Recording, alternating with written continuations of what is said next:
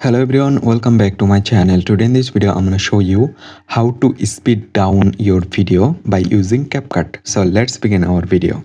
First of all, open your CapCut video editor. Then select new project and then select your video. I select my video, then add it.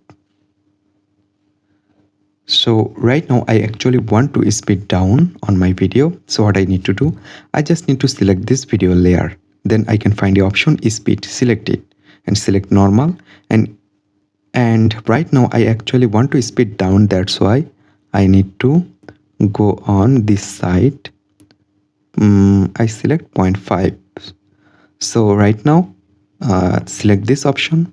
So that's it. Right now in this way you can speed down your video by using CapCut. Right now you can save it to your phone gallery.